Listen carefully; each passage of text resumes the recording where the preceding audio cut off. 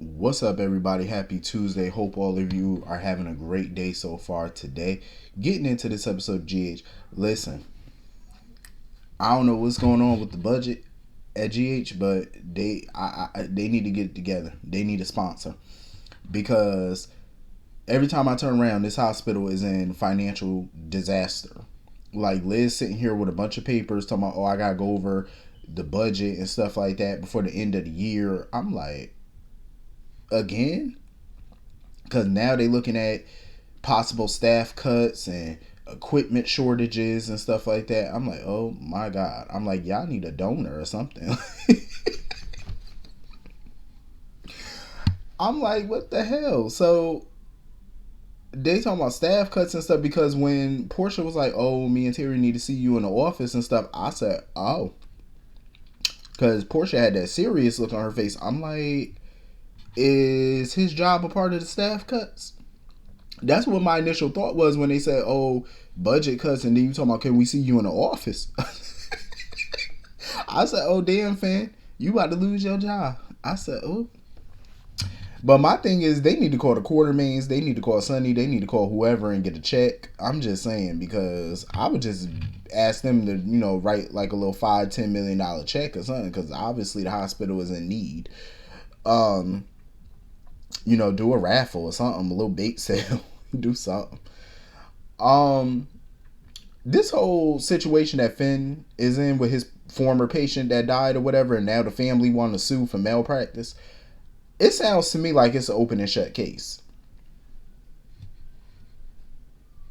That's how it sounds to me. Like it sounds very open shut. Um, because according to Finn, I guess the wife is suing because the husband was misdiagnosed or whatever, like they didn't catch his cancer or whatnot. But according to Finn, he ran tests on the guy, but he also ordered more tests, and the guy didn't come back for another 2 months. And by that point, the cancer, it was too late to treat it. So if that's the case, then the wife shouldn't have a case. If that's the case, the wife shouldn't have a case. But yeah, she really shouldn't have a legal leg to stand on that because that's her husband's fault. I'm just saying, like, wouldn't that be his fault? Like, you should have showed up to the hospital and did your testing and stuff when you were supposed to, when the doctor told you to. So the fact that you didn't, that's not on the hospital, that's on your ass. Sound like this is a little cash grab to me. Hopefully when him and Liz go over his case notes and stuff, hopefully he got the documents and everything in the notes to back up, the claims and all that, so that way he's not liable and the hospital's not liable. Because Terry and Portia, like, I can understand being co-chief of staffs, like, obviously they're worried because this lawsuit could cost the hospital more money than what they have right now. Plus they're going through budget issues. It could take the hospital down. But my thing is, this ain't the only problem that the hospital has to worry about. They got another little issue to worry about in with this Austin mess, this Austin Mason thing. That's another financial, problem on the horizon for them, because they could open up a lot of bad publicity for the hospital, and that's what they don't need. Because with this Finn lawsuit, the publicity from that alone could be damaging to the hospital, and then whatever happens with Austin, that could be another bad publicity for them, which could cause them a lot of money. Because I'm glad Dante was on his ass. I am so happy Dante was on Austin's ass, because Austin really tried to play coy. Well, I talked to Chase already, and I talked to your other detective already. I don't have anything to say to you. Okay, smart ass. Okay. And I'm glad Dante closed that door and said, okay, you don't have to talk to me, but you are going to listen. I said, I know that shit right, Dante. Don't let him tell you what to do or what he will and won't do. You ain't got to talk. Sit your punk ass there and you going to listen. And I'm glad Dante put all the cards out. He was like, I know that treating patients off the record for Mason. And I know Mason's been lollying around this hospital, lollygagging around the hospital lately. And you've been treating people and not reporting it. I said, go ahead. See, that's why I like Dante, because unlike some people, Dante, they write him to be a competent officer, a competent detective. I like that. They don't make him stupid. They don't dumb him down. And I like it. Because at the end of the day, I'm glad he put Austin on notice. Like, listen, cut a deal. Give me your boss, and I can help you out. You know what I'm saying? Like, I can help you with these charges. But if not, you going down, brother. You are going down. Like, I'm glad Dante was on his face. Like, Dante literally had his foot on that neck, and I like it. Because I don't know who Austin think he playing with, but you're not dealing with a rookie, sir. You're not. Cyrus covering up for Cyrus and Mason ain't gonna do you no favors in the long run, buddy. It ain't gonna do you not one favor. And speaking of Mason, the actor who played Mason, I actually like his portrayal of a bad guy, of a villain. He annoys me sometimes, not the actor, but the character get on my damn nerves sometimes. But the actor is very believable as a bad guy. I think I read an interview of his once where he said that that's pretty much the roles that he always play. But he's convincing. He's very convincing as a dirtbag. He just got that dirtbaggy face, no offense. It's just, he comes off like that. I'm pretty sure he's very chill and nice in real life, but yeah, I just like the characters he played. And I wonder how he gets into that character, like playing a smarmy person. Like, but if I was Mr. Mason, I would definitely take Cyrus's deal.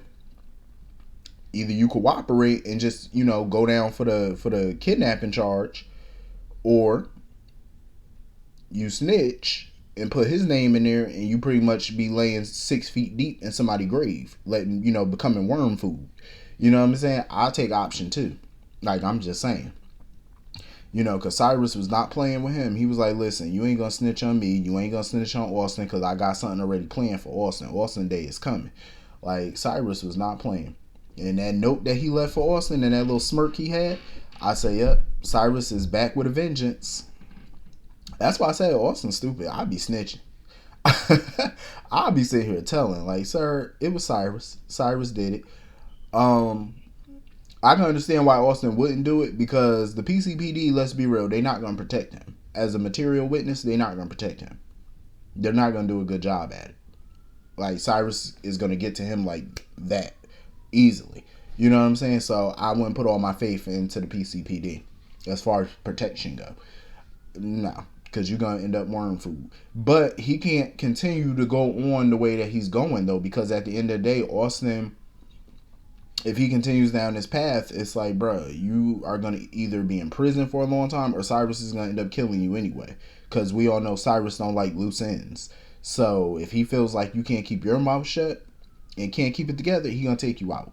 You know what I mean? If he even get a whiff that you're about to snitch on him, it's your ass. So Austin got a decision to make here. You either save yourself or you become worm food. So the choice is up to you. It's not an easy choice, but you better think long and hard about what your next move is going to be. And if the co-chiefs of staff find out what's going on with Austin and stuff like that, I would move on that quickly and make him resign. You know what I'm saying? I would just have him just step down from the position. I wouldn't fire him. I would have him step down before any of this become public. You know what I'm saying? Because once he gets arrested for something and it becomes public, it's going to be horrible on the hospital. Because like I said, not only would you have to deal with this Austin mess, but now you're dealing with a lawsuit, a malpractice lawsuit. None of this is going to look good. You know what I'm saying? I would try to get ahead of this. If I was the chief of staffs, I would try to be on top of what the hell is going on in my hospital. Because Dante was like, we got evidence. Like, we got surveillance video. We got statements from employees. Like, Dante not playing. He was like, bro, we got the whole enchilada. I'm just offering you a deal here. You know what I mean? So if I was him, I'd at least bring it to, Portia and them and talk to them about it and decide, from a business perspective where they want to go with it. But I would try to get on top of this if I was Portia and them. Because if I see Dante walking around my halls, I'm going to ask what's going on. Hopefully he'll tell me, and I'm going to get ahead of this before it becomes a PR nightmare. You know what I mean? Because that's the last thing they going to want. Malpractice lawsuit, plus you got a dirty doctor. No, that is not going to bode well. And I'm sure the board is not going to be too happy about it. I'm just saying. So anyway, moving on from that. I'm not even shocked that Carly was at Sunny Door trying to figure out what the hell going on with Nina. Because here go Carly. Oh, Nina definitely got something going on. I'm going to find out what it is. I'm like, here we go. You know how Carly is. Once she say, oh, I'm going to find out what somebody up to, she laser focused. What I don't understand is because Carly talking about, oh, why is she all of a sudden trying to sell? Like, do she need money for Crimson or something? I'm like, Crimson? Nina doesn't own Crimson. So even if Nina sold to Metro Court, why would Nina take that money and put it into Crimson? Crimson is owned by Aurora. Nina has nothing to do with Crimson's budget. Aurora handles all of Crimson's financials, not Nina. You know what I mean? I do remember Drew tried to sell it to her, but I remember Nina turning him down. She didn't want to own it. She wanted to just be editor in chief. That's it. Carly just need to stop fishing and take this gift. I was kind of surprised when Carly was like, "Oh, she having fun, running Kelly's and stuff." I said, "Oh, don't get me wrong. Ain't nothing wrong with running a diner or nothing like that. It's good, hard, honest living. You know what I mean? But with the lifestyle Carly live, how the hell can she afford to keep running that place? You know what I'm saying? Because I'm pretty sure slinging hash and coffee is not paying for that big ass house she living in. You know what I'm saying? Like, that's monthly.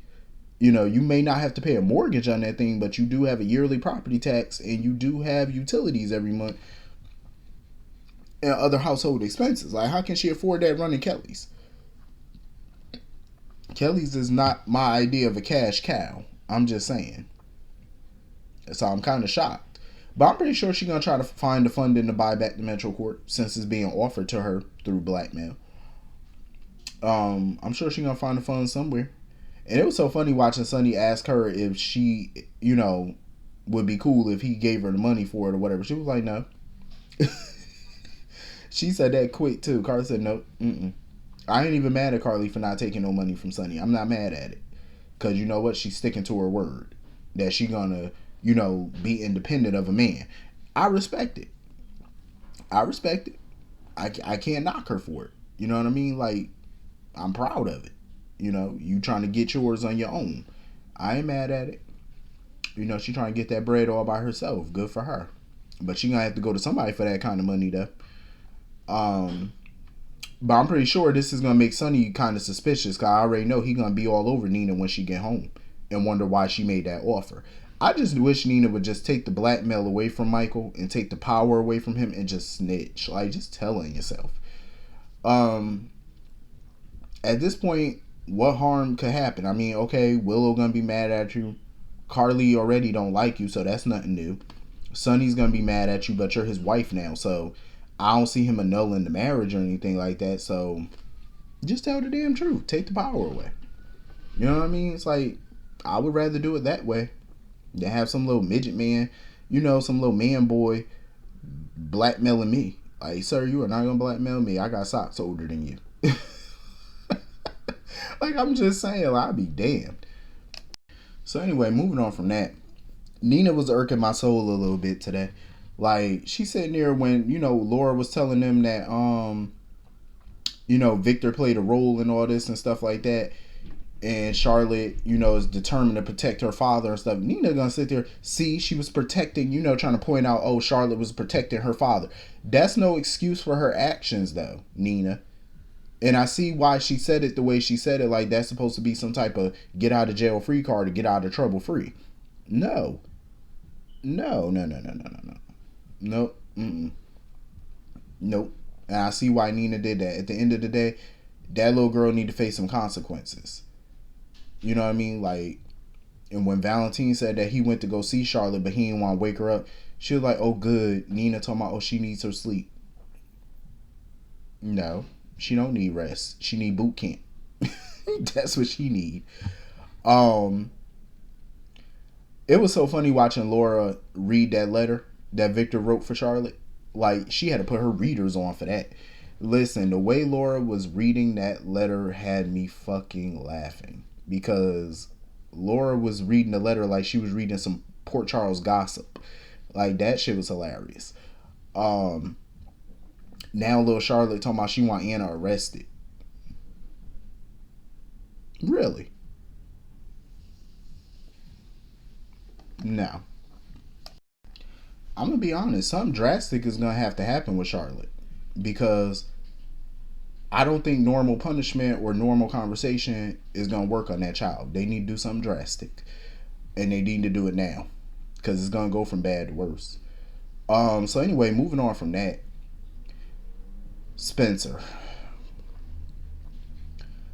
I mean, I'm trying to get where he's coming from with this whole thing because I understand from his point of view, everything he's doing has nothing to really do with Esme. It's more about Ace. Like, he doesn't want to abandon Ace or feel like he's abandoning him. I can respect that, but he's still a young kid who still needs to live his life too.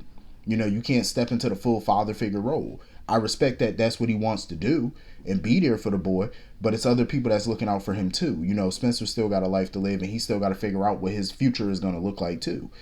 Um, I was a little bit irritated that he was sitting here offering to fund Esme's life, like basically telling her to quit her job or I'll take care of you. No.